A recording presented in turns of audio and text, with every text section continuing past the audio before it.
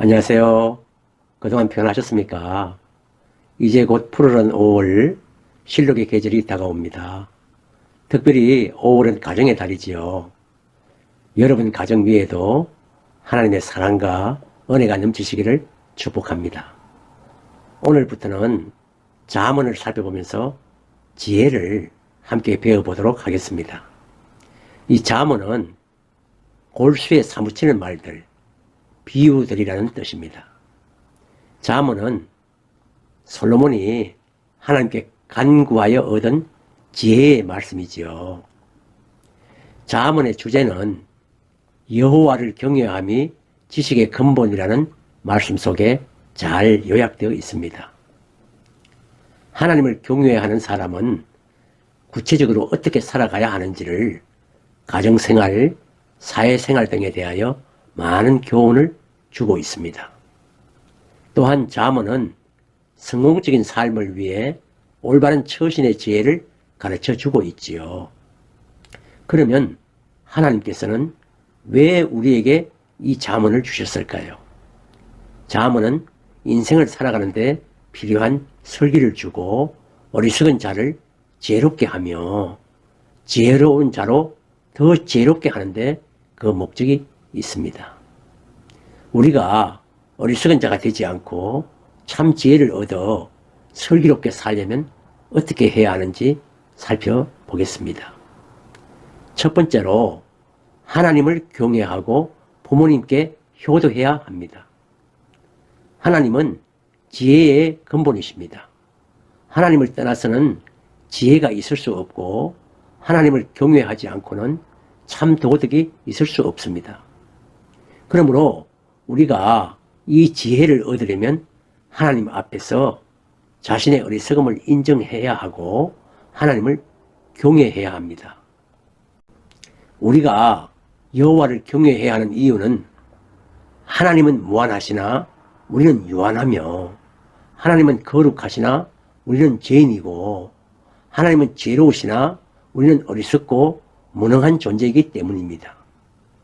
또한 부모에게도 공경하고 순종해야 합니다. 왜냐하면 부모의 말씀은 소중하고 값진 것이기 때문이지요. 하나님을 믿는다고 하여 인륜을 어기는 자는 오히려 하나님을 욕되게 합니다. 아울러 영적인 아비의 권면과 훈계도 가슴에 새겨야 합니다. 두 번째로 세상 가치관을 좇지 말아야 합니다.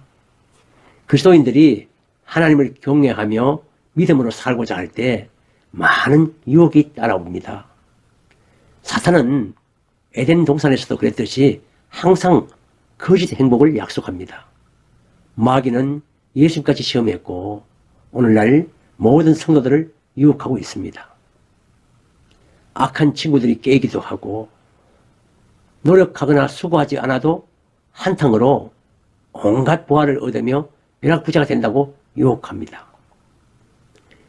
이렇게 어리석고 악한 자들은 여호와의 지혜와 훈계를 멸시하며 악한 죄로 재물을 얻고자 합니다.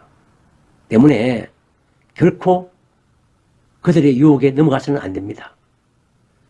새가 그물치는 것을 보면 헛일인 것처럼 사람에게 해를 끼치려고 숨어 기다리거나 가만히 엎드리는 것은 자기의 피를 흘릴 뿐이고 자기 생명을 해야 할 뿐입니다. 그러므로 우리들은 악한 자들과 다니지도 말고 그들의 그림자도 밟지 말아야 하겠습니다. 마지막으로 말씀을 들었으면 돌이켜야 합니다.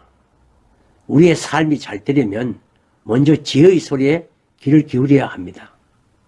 지혜가 길거리, 성문 어귀, 성중, 곧 사람들이 많이 모여있는 곳에서 소리를 바랍니다.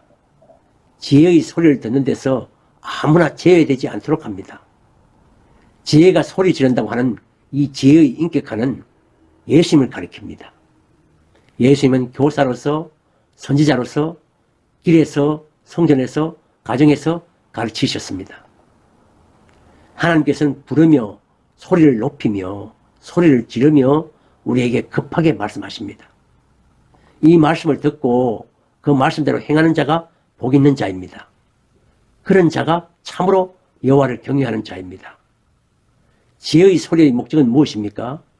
돌이키라는 것입니다. 곧 회개하라는 것입니다. 그러나 악하고 어리석은 자들은 지혜가 부를지라도 듣기 싫어하고 손을 펼지라도 돌아보지 않습니다. 도리어 지혜의 교훈을 멸시하며 책망을 받지도 않습니다. 그래서 결국은 어떻게 됩니까?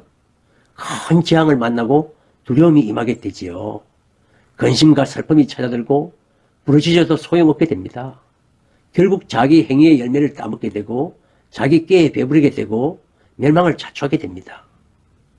사랑하는 여러분, 오늘날 우리는 하나님의 말씀을 듣고 어떻게 반응하고 있습니까? 책망의 말씀을 듣고 회개하고 있습니까? 아니면 그 말씀을 업신여기고 있지는 않습니까? 이제 함께 기도하며 잠언 1장 말씀을 읽어볼까요?